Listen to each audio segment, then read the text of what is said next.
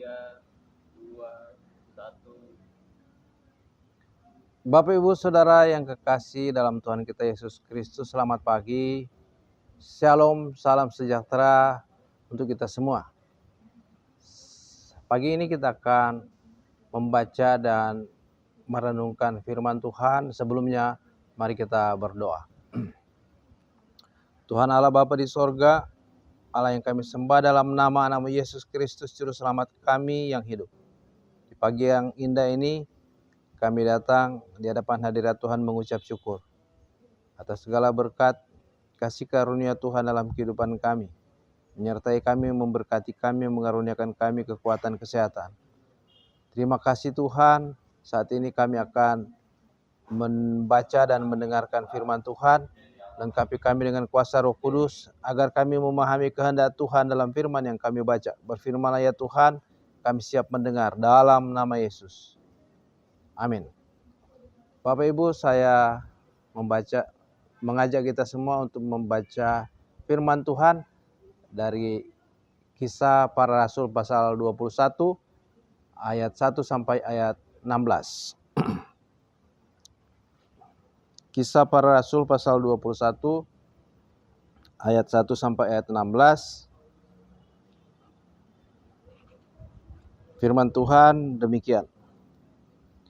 Sesudah perpisahan yang berat itu, bertolaklah kami dan langsung berlayar menuju Kos. Keesokan harinya sampailah kami di Rodos, dan dari situ kami ke Patara. Di Patara kami mendapat kapal yang hendak menyeberang ke Fenisia. Kami naik kapal itu lalu bertolak, kemudian tampak Siprus di sebelah kiri, tetapi kami melewatinya dan menuju ke Syria. Akhirnya tibalah kami di Tirus, sebab muatan kapal harus dibongkar di kota itu. Di situ kami mengunjungi murid-murid dan tinggal di situ 7 hari lamanya. Oleh bisikan roh, murid-murid itu menasihati Paulus supaya ia jangan pergi ke Yerusalem. Tetapi setelah lewat waktunya kami berangkat meneruskan perjalanan kami. Murid-murid semua dengan istri dan anak-anak mereka mengantar kami sampai keluar kota. Dan di tepi pantai kami berlutut dan berdoa. Sesudah minta diri kami naik ke kapal dan mereka pulang ke rumah. Dari Tirus kami tiba di Ptolemais, dan di situ berakhirlah pelayanan kami. Kami memberi salam kepada saudara-saudara dan tinggal 1 hari di antara mereka. Pada keesokan harinya kami berangkat dari situ dan tiba di Kaisarea.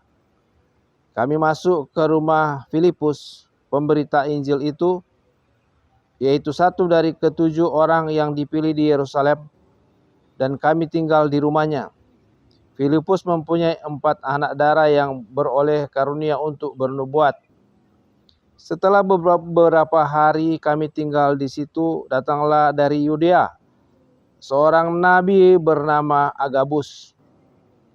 Ia datang pada kami, lalu mengambil ikat pinggang Paulus, sambil mengikat kaki dan tangannya sendiri. Ia berkata, "Demikianlah kata Roh Kudus, beginilah orang yang empunya ikat pinggang ini akan diikat oleh orang-orang Yahudi di Yerusalem dan diserahkan ke dalam tangan bangsa-bangsa lain." Mendengar itu, kami bersama-sama dengan murid-murid di tempat itu meminta supaya Paulus jangan pergi ke Yerusalem. Tetapi Paulus menjawab, "Mengapa kamu menangis dan dengan jalan demikian mau menghancurkan hatiku? Sebab aku ini rela bukan saja untuk diikat, tetapi juga untuk mati di Yerusalem oleh karena nama Tuhan Yesus." Karena ia tidak mau menerima nasihat kami, kami menyerah dan berkata, "Jadilah kehendak Tuhan." Sesudah beberapa hari lamanya tinggal di Kaisarea, berkemaslah kami lalu berangkat ke Yerusalem. Bersama-sama dengan kami turut juga beberapa murid Dari Kaisarea mereka membawa kami ke rumah seorang yang bernama Manason. Ia dari Siprus dan sudah lama menjadi murid. Kami akan menumpang di rumahnya. Demikian pembacaan firman Tuhan. Yang berbahagia ialah mereka yang mendengarkan firman Tuhan, merenungkan dan melakukannya dalam hidupnya setiap hari. Terpujilah Kristus. Bapak Ibu Saudara yang kekasih dalam Tuhan kita Yesus Kristus, bacaan firman Tuhan dari Kisah Para Rasul pasal 21 ayat 1 sampai 16 yang akan kita renungkan pada pagi hari ini. Bercerita tentang perjalanan pekabaran Injil Rasul Paulus. Dalam perjalanan mereka menuju ke Yerusalem. Saudara-saudara yang dikasihi Tuhan, para murid-murid Paulus sudah melarang Paulus untuk pergi ke Yerusalem. Demikian pula ketika mereka tiba di kota Kaisarea, ada seorang dari Yudea namanya Agabus menasihati Paulus supaya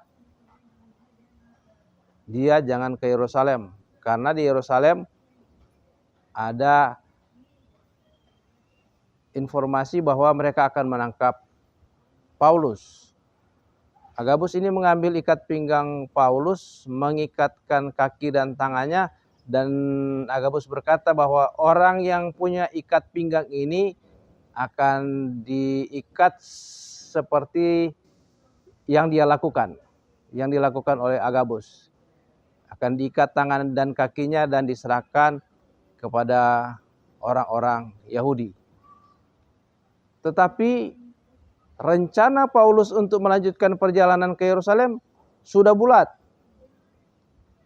Bahkan Paulus berkata bahwa kamu menghancurkan hatiku ketika mereka melarang Paulus untuk pergi ke Yerusalem. Dia tahu bahwa dia akan ditangkap di Yerusalem. Paulus sudah tahu bahwa dia akan ditangkap di Yerusalem, tetapi dia pergi. Saudara-saudara yang dikasihi Tuhan, kenapa Rasul Paulus akan ditangkap di Yerusalem? Karena Paulus sudah terdengar oleh orang-orang Yahudi, pemimpin-pemimpin agama Yahudi di Yerusalem ketika dia mengadakan perjalanan pekabaran Injil, dia melarang orang-orang Kristen untuk terikat pada hukum Taurat. Kata Paulus, hukum Taurat tidak menyelamatkan, tetapi yang menyelamatkan adalah iman kepada Tuhan Yesus. Dalam surat Paulus kepada jemaat di Efesus demikian. Sebab karena kasih karunia kamu diselamatkan oleh iman, itu bukan usahamu tetapi pemberian Allah. Itu bukan hasil pekerjaanmu, jangan ada orang yang memegahkan diri. Efesus 2 ayat 8 dan 9. Jadi Paulus menekankan bahwa keselamatan manusia bukan karena perbuatan atau ketaatan pada hukum Taurat, tetapi karena iman kepada Tuhan Yesus. Dan itu yang membuat orang Yahudi murka. Sehingga tujuan Paulus ke Yerusalem, mereka murid-murid larang, karena di sana mereka sudah ada informasi bahwa Paulus akan ditangkap. Tetapi Paulus tidak takut untuk ditangkap. Paulus tidak takut untuk disidang di Yerusalem, bahkan mati di Yerusalem dia tidak takut karena Tuhan. Kenapa? Paulus merasa bahwa dia sudah percaya kepada Yesus, dia sudah selamat. Dia sudah memiliki jaminan kehidupan kekal oleh pengorbanan Yesus, sehingga dia tidak takut. Dalam Filipi pasal 1 ayat 21 Paulus bilang, hidup adalah Kristus dan mati adalah keuntungan. Hidup adalah Kristus, mati adalah keuntungan.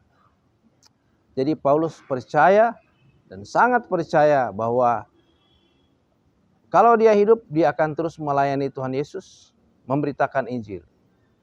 Dan kalau mati berarti tugasnya sudah selesai. Itu keyakinan Paulus. Sehingga walaupun dia sudah tahu bahwa dia akan ditangkap di Yerusalem, dia tetap pergi. Dia tidak takut.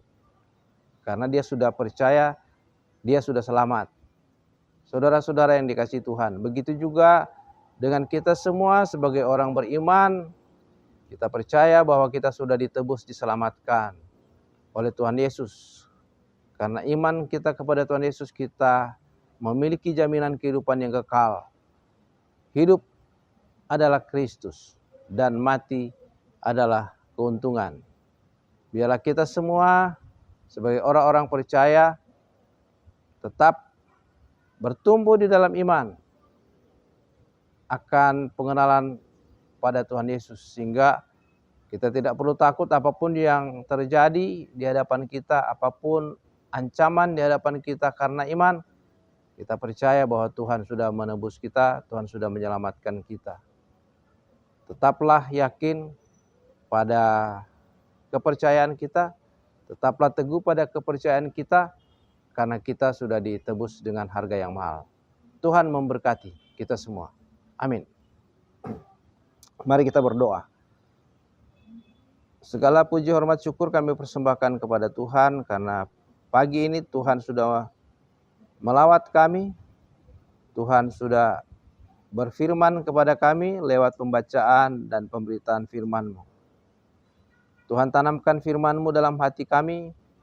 Mampukan kami oleh kuasa Roh Kudus untuk tetap setia pada iman, untuk tetap teguh pada iman kepada Tuhan Yesus. Karena kami percaya kami sudah diselamatkan. Seperti Paulus berkata, hidup adalah Kristus dan mati adalah keuntungan. Terima kasih Bapa, pimpin kami melanjutkan aktivitas kami sepanjang hari ini. Berkati kami agar apapun yang kami lakukan berhasil. Inilah doa syukur kami, terpujilah nama-Mu Tuhan, dalam nama Yesus. Amin.